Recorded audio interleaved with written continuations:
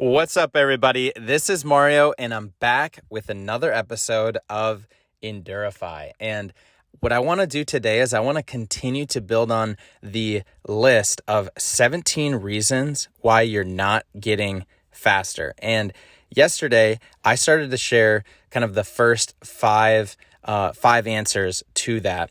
And this is really all about kind of experts weighing in on the small things that you're neglecting that could give you a big boost on race day. And like I've talked about before, it really is those small things that are compounded over time that stack and build up and lead to you having an awesome race and an awesome performance.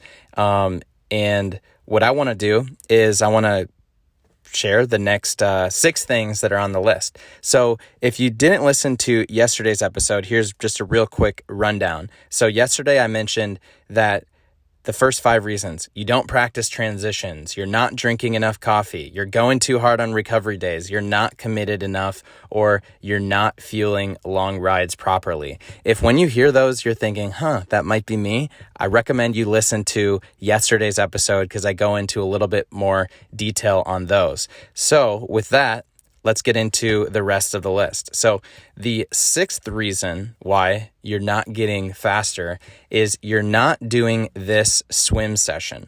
And so this section talks about an LA-based open water swim coach named Brian Minio, and he sees these issues all of the time. And it's triathletes of all levels. They show up to the pool, they put on their MP3 players, and they just go through the motions of completing a swim workout. I am raising my hand because I am totally guilty of that. So many times I just kind of look at, okay, how many meters do I need to swim today, or how much time do I have? And I go through the motions, and that's not going to lead to you improving over time. Right now I haven't really swam in almost a year because pools are closed and I haven't been doing as many open water swims. And I know that if I were to, have the chance to go to a pool, I would definitely take advantage of that now. And what he talks about is approaching swims with no particular focus or training goal basically just limits your progress, but it can also result in you being way less interested in swimming altogether. And so instead of that, what he recommends is you should try and increase your lactate threshold and consistently train at the pace with progressively shorter rest intervals.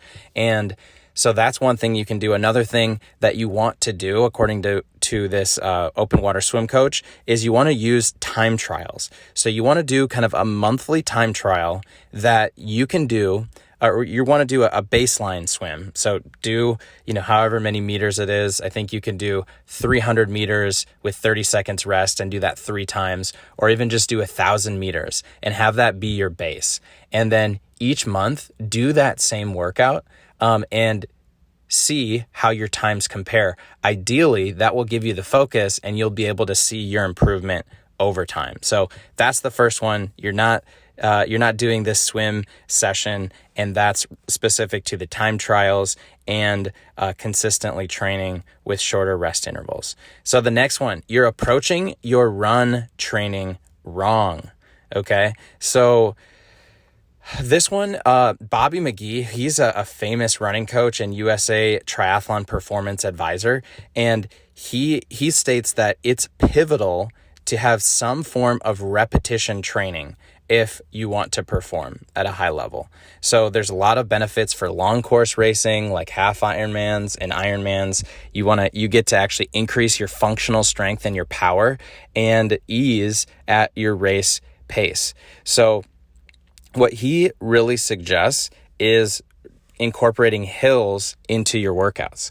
And what he says is hills are a far better way to go in terms of mechanical stresses on the legs because that mechanical stress is so much greater on your legs than the track at flat speeds. So an elite triathlete can do, 10 by 200 meters on a track in under 30 seconds, but they can only do a 5:30 pace in a hill workout. And so the hills provide a greater benefit, quicker recovery, and more safety than just a regular track workout. So if you are a triathlete, you really want to do hill work. This is something that again, I'm probably not the best at, but after reading this, as I get into my training, I'm definitely going to try and incorporate that one. All right, this next one, I'm also guilty of this. I'm like 0 for 3 so far. You are not doing yoga. So even though you're probably wondering, like, what the heck? I've already got to swim, I've got to bike, I've got to run. Who has time for a fourth activity? Yoga and a regular practice of yoga can make you a better triathlete, according to this expert. Things like enhanced flexibility, balance, full body strength, recovery, range of motion, focus. It is a worthy investment of your time.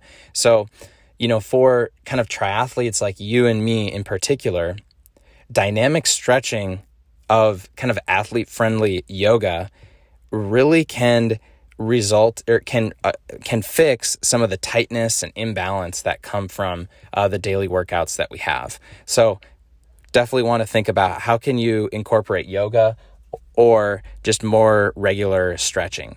All right, this next one. You are not maintaining your bike.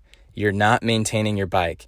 And this one, I'm like super embarrassed to admit, like I'm horrible with maintaining my bike. Like I tell all of my friends that I don't even know anything about bikes. I just ride them, and I just rely on taking my bike into the shop to get maintenance. And every time I bring it in, they're like, whoa, this thing is in rough shape. I'm like, yeah, I don't know a lot about it, and I haven't invested the time to learn about it. But you really want to try and maintain your bike. And more specifically in this article, it's talking about your drivetrain, because when a chain is not properly cleaned and lubed with kind of some high efficiency lubricant, friction levels increase at the sliding surfaces of each chain link.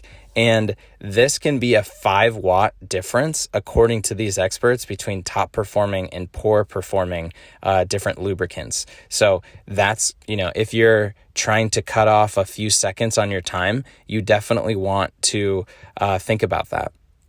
So another thing, a dirty chain, which is, when you don't actually clean your chain, has been shown to add an additional 3 watts or take away an additional 3 watts. So again, over a long enough course, a dirty chain is going to slow you down. So you really want to clean your bike and lube your chain before every training ride is what this expert recommends. So that's the 9th reason why you're not getting faster. All right, the 10th one, here we go. You are cutting corners. So not doing simple things like warming up, cooling down, or strength work will keep you from maximizing your workouts and leave you more prone to injuries. So this is from Mike Ritchie. He's the head triathlon coach for a triathlon company in Boulder, Colorado. And he recommends a warm up before every workout, and especially before harder workouts. And that's for each sport. That's for swim, that's for bike, and that's for run. So for the swim, you can kind of start with some easy laps, alternating between the perfect swim technique with drills. For the bike, you can just start in an easier gear. And if you're running, you can just do some easy running with a quick cadence and include drills. And I mean, a lot of reasons, or a main reason why people will skip this, or whenever I skip like an early a warm up and I just get into it, is because of a time crunch. But you really want to just plan ahead and try and give yourself that time for the warm up activity. So that is the main part of that topic. Another one is not neglecting strength work. When you're working out in 3 sports, you need to be careful of all of the moving parts. And, you really want to work on your limiters, your mobility, and your strength. And, you want to try and do that as much as you can in season, but especially out of season. Just try and get some lifts in, maybe once, maybe twice, or 3 times a week if you're able to, with core work and mobility.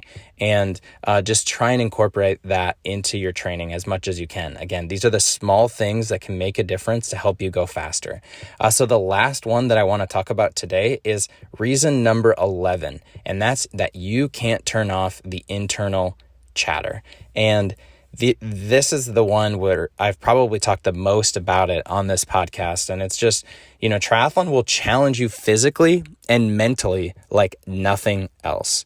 And you really kind of push yourself to the edge of your potential to have a breakthrough performance. So when your lungs and your legs are screaming, you've got to be able to have that positive self-talk. And Mark Allen, he's an Ironman legend and coach. And what he talks about is when those feelings come up, sometimes the best thing to do is silence any internal dialogue. And he believes that in the toughest moments, it's almost impossible to find a positive thought. And even if you do tell yourself something positive, you're probably not going to believe it.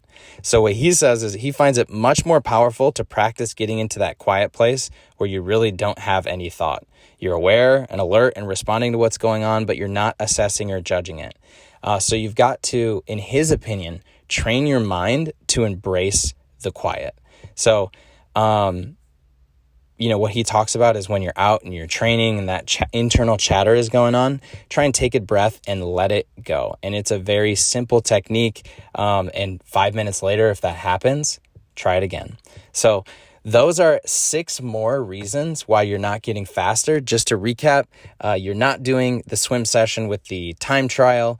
You're approaching your run training wrong. You're not incorporating hills. You're not doing yoga. You're not maintaining your bike. You're cutting corners, and you can't turn off that internal chatter. And I think I already admitted this. When I went through this list, I am like not doing great with a lot of these things. But again, these are just small things that you can incorporate over time, and they stack. And if you build them consistently, they will lead to a faster performance. So that's where I want to bring it back to you and just, ask yourself, with those things that I mentioned today, which of those, do you want to work on? Pick one and try and implement it today. Try and implement it this week. Try and implement it in your next workout. So that's what I have for you today. I hope that served you, and I'll talk to you all later.